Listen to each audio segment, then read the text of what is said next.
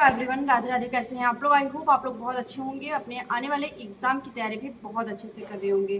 तो आज की वीडियो में मैं कोई आपको खास अपडेट नहीं देने वाली हूँ या मैं लाइव नहीं दिखाने वाली हूँ कि किसमें अभी प्रेजेंट टाइम में आपका आवेदन चल रहा है। आपके जो कमेंट्स हैं उसके अकॉर्डिंग मैं आपको ये वीडियो दे रही हूँ। चैनल पे अगर आप लोग नए हैं तो चैनल को सब्सक्राइब जरूर करिएगा, वीडियो को शेयर करिएगा अपने फ्रेंड्स फैमिली ग्रुप में। खासकर फीमेल्स फ्रेंड जो है वो यूपी की जो भी महिलाएं हैं उनके लिए ये वीडियो देखना काफ़ी ज़्यादा हेल्पफुल हो जाता है। तो आज हम इसमें बात करेंगे आपकी जो आंगनवाड़ी सहायिका, कार्यकर्त्री और सुपरवाइजर के पद होते हैं उनके बारे में।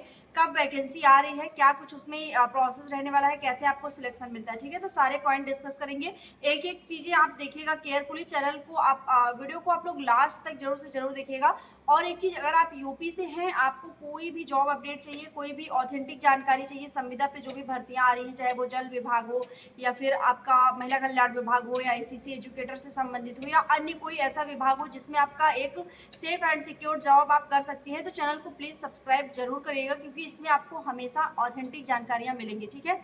और एक चीज़ मैं आपको बता दूं कि आपके जो कमेंट्स रहते हैं ना, आप लोग की जो शिकायत रहती है, मैं इस वीडियो को, इस लाइन को हर वीडियो में बोलती हूँ कि आप लोग मुझे कहीं ना कहीं हर वीडियो के अंदर 3-4 ऐसे क्वेश्चंस होते हैं, ऐसे मैसेजेस होते हैं जिसमें लिखे रहते हैं कि आप कभी कमेंट्स का रिप्लाई नहीं करती हैं। मैंने आपको पहले भी बताया है कि मैं सारे कमेंट्स आप लोग के पढ़ती हूँ, आप लोग के कमेंट्स पढ़ के ही मैं वीडियो को बनाती हूँ क्योंकि मुझे पता है कि मैं जो चीज़ें आपको दूंगी वो आपके लिए हेल्पफुल होनी चाहिए और आप तभी उससे अपने मतलब रिलेट कर पाएंगे, कनेक्ट कर पाएंगे चीज़ें की। ठीक है। तो आज हम बात करने वाले हैं आंगनवाड़ी सहायिका, सुपरवाइजर और कार्यकर्त्री के पद पे। सबसे पहले मैं आपको बता दूं कि आपने देखा था कि 2024 में इसका आवेदन हुआ था, लगभग 21,000 पदों पे इसमें आवेदन हुआ था। अब आने वाली डेट में इसमें आवेदन कब होगा और इसमें अभी कितने ज्यादा पद खाली हैं, तो मैं आपको एक डेटा बता देती हूँ कि लगभग इसमें 26,000 प्लस पद अभी खाली है, जो कि मैं देख पा रही थी। जो गवर्नमेंट ने जो एक नोटिफिकेशन आउट किया था जिसमें उन्होंने कहा था कि लगभग अभी 26,000 प्लस पदों पे सहायिका और कार्यकर्त्री की जरूरत है। यानी कि उन्होंने सुपरवाइजर का तो जिक्र नहीं किया था, बट कार्यकर्त्री और सहायिका का उन्होंने खुलेआम उन्होंने ऐसा कहा था कि वो अभी आने वाले समय में 2026 तक वो इन पदों में आवेदन करवाएंगे। ठीक है। तो हो सकता है कि कुछ लोगों ने वो नोटिफिकेशन देखा हो क्योंकि बहुत सारे लोग कॉमेंट कर रहे थे लगातार कि आंगनबाड़ी भर्ती आने वाली है, आप बता नहीं रही हैं, कब बताएंगे, आपको कुछ पता नहीं है क्या इसके बारे में, या फला फला चीज़ें वो कह रहे थे। तो मैं आपको बता दूं कि अभी ऐसा कोई भी अपडेट नहीं है साइट पे कुछ भी, चाहे वो राज्य सरकार की कोई साइट हो या फिर जो आपका बाल विकास विभाग है, यानी जो भी आपका महिला एवं बाल विकास विभाग है, तो दोनों में भी ऐसा कुछ भी अपडेट नहीं है कि कब तक आपका आवेदन स्टार्ट हो जाएगा या सितंबर या अक्टूबर में आवेदन स्टार्ट हो जाएगा, तो ये चीज़ें अपडेट नहीं है। बट मैं आपको बता दूं कि 2026 में इनका दोबारा से टारगेट है राज्य सरकार का कि ये आंगनवाड़ी भर्ती कराएंगे। रीजन आपको पता है, बहुत सारे रीजन है इसके कराने का। तो चलिए बात कर लेते हैं कि आपका कैसे इसमें प्रोसेस होने वाला है, एलिजिबिलिटी क्या रहेगी, क्योंकि आपने देखा था कि पिछली वाली भर्ती में थोड़ा सा लोचा हो गया था, कुछ एज वगैरह का हाई कोर्ट में मैटर चला गया था, आपने वो देखा था। बट इस बार क्या चीजें रहने वाली है, क्या कुछ चेंजेस होंगे या नहीं होंगे, सैलरी क्या रहेगी, एज क्या रहेगी, काम क्या रहेगा और किस तरह की ये जॉब जो है वो होने वाली है, कितनी अच्छी होने वाली है फीमेल्स के लिए या किसके लिए।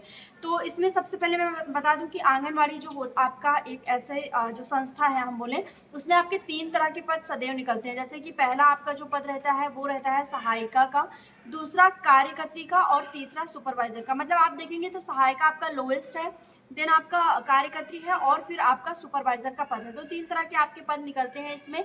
जो आपकी कार्यकर्त्री, जो आपकी सहायिका के सबसे जो नीचे के जो आपके पद रहता है उसमें आपकी जो योग्यता होनी चाहिए वो 10वीं पास होनी चाहिए। सहायिका की योग्यता 10वीं पास, कार्यकर्त्री की योग्यता आपकी होनी चाहिए 12वीं पास और सुपरवाइजर के लिए आपकी ग्रेजुएशन योग्यता होनी चाहिए। ठीक है। कोई मैटर नहीं करता कि आपने साइंस आर्ट है, आप साइंस साइड है, आर्ट है, सब्जेक्ट क्या है, कुछ भी नहीं। अगर आपने ग्रेजुएशन किया है तो आप इसमें फॉर्म फिल कर सकते हैं। ठीक है। बात करेंगे एज की, तो एज आपकी 18 से 35 साल रहती है। आप किसी में भी अप्लाई करना चाहे, कुछ चेंजेस होते हैं, ठीक है, बट आपकी एक मैं मोटे तौर पर बता रही हूँ कि 18 से 35 साल अगर आपकी एज है तो आप इन तीनों में से किसी ना किसी पद के लिए अप्लाई कर सकते हैं जिसमें भी आप चाहें। ठीक। तो मैंने आपको बता दिया कि सबसे जो आपका बड़ा पद होता है वो सुपरवाइजर, फिर आपका कार्यकर्त्री और फिर सहायिका, इस तरह के आपके पद होते हैं। अब ये जो भर्ती होती है वो जिलेवार होती है, क्योंकि कुछ लोग बोल रहे थे कि आप महिला कल्याण विभाग की भर्ती कब से बता रही हैं, मतलब लगभग इतने दिन से।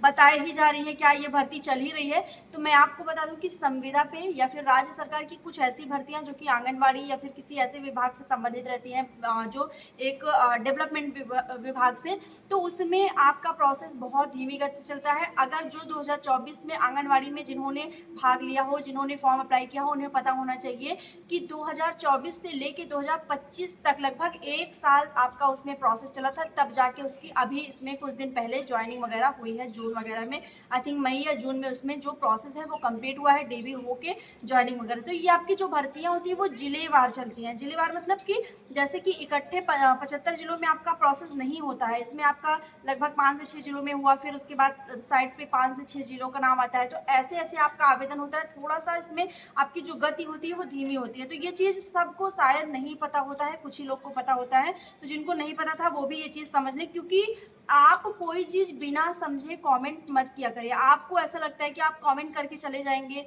तो मतलब इसका बहुत ज़्यादा प्रभाव नहीं पड़ता, बट मैं बोलूँ तो आप, मुझे समझ में आता है कि लोगों को हाँ ये चीज़ें नहीं पता है, उनको ये चीज़ें जानना ज़रूरी है। अब इसमें बात कर लेते हैं कि अगर आप किसी भी पद के लिए अप्लाई कर सकते हैं, करना चाहेंगे, तो आपकी डॉक्यूमेंट्स क्या होने चाहिए। तो आपकी फ़ोटो होनी चाहिए, ठीक है, फ़ोटो के साथ आपका साइन, जो कि कंपलसरी है, आप सभी फॉर्म में जानते हैं। फिर आपका आधार कार्ड होना चाहिए। ये डॉक्यूमेंट्स मैं इसलिए बता रही हूँ कि अगर आपके डॉक्यूमेंट्स में कोई भी गड़बड़ी है, आपके पास जाति नहीं है, आय नहीं है, निवास नहीं है, तो आपको उसको बनवा लेना है। क्योंकि अगर आप आने वाले डेज में इस भर्ती में शामिल होना चाहते हैं, 26,000 जो पद है उसमें आप शामिल होना चाहते हैं, तो आपके पास ये डॉक्यूमेंट्स बने बनाए सही सलामत होने चाहिए। क्योंकि कोई भी करेक्शन डेट नहीं आती है कि आपको दोबारा से मौका दिया जाएगा, आपको फॉर्म में कुछ सुधार सकते हैं या कुछ आपको डॉक्यूमेंट से रिलेटेड, ठीक है।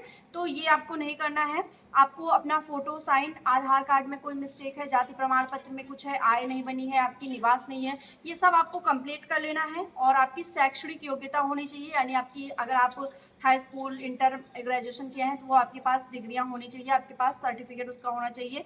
फिर आपका फ़ोन नंबर वैलिड और ईमेल आईडी, ये सारी जो कॉमन चीज़ें हैं वो आपकी होनी चाहिए, ठीक है। डॉक्यूमेंट्स में मैंने आपको बताया इसलिए कि अगर कोई मिस्टेक है तो आप उसको सही करवा सकते हैं। एज भी मैंने आपको बता दिया। अब बात कर लेते हैं कि सैलरी क्या रहेगी, क्योंकि सबसे मैटर करता है किसी भी जॉब में अगर हम काम करते हैं तो हमारे लिए सैलरी काफ़ी मैटर करता है। क्योंकि आजकल सभी जो काम करना चाहते हैं वो थोड़ा सा फाइनेंशियली स्ट्रांग होने के लिए काम करना चाहते हैं। तो मैं आपको बता दूं कि पोस्ट का जैसे लेवल है, जैसे सुपरवाइजर का हो गया, फिर कार्यकर्त्री हो गया, फिर सहायिका हो गया, तो तीन लेवल के आपकी पोस्ट है, तो तीनों की सैलरी आपकी अलग अलग है। सबसे पहले बात करेंगे सुपरवाइजर की। सुपरवाइजर का काम क्या होता है एंड सैलरी क्या होती है। तो जो सुपरवाइजर होती है उनकी सैलरी मैं बताऊं आपको लगभग 20,000 रुपये होती है, ठीक है। उनकी सैलरी इतनी होती है। काम उनका ये रहता है कि जो भी उनसे नीचे पोस्ट पे है, यानी जो उनके कार्यकर्त्री हैं, उनकी देख रेख करना, उनको जो भी मतलब संबंधित कोई भी उनको सुझाव देना है, कुछ ट्रेनिंग देनी है, कुछ बताना है, तो इसलिए वो उनको सुपरवाइज़र का पद होता है, ठीक है। यानी वो सबसे हेड, अगर हम बोले इन तीनों में सबसे हेड होती हैं वो, जो कि कार्यकर्त्री को एक सही दिशा निर्देश देती हैं और उनको एक सही मार्गदर्शन बताती हैं कि क्या काम कैसे करना है। कोई भी स्कीम है तो उसको कैसे मतलब उसका एडवर्टाइजमेंट करना है, कैसे बताना है, बच्चों को कैसे ट्रीट करना है, गर्भवती महिलाओं को कैसे ट्रीट करना है, तो ये सारी चीज़ें उनका काम होता है, ठीक है।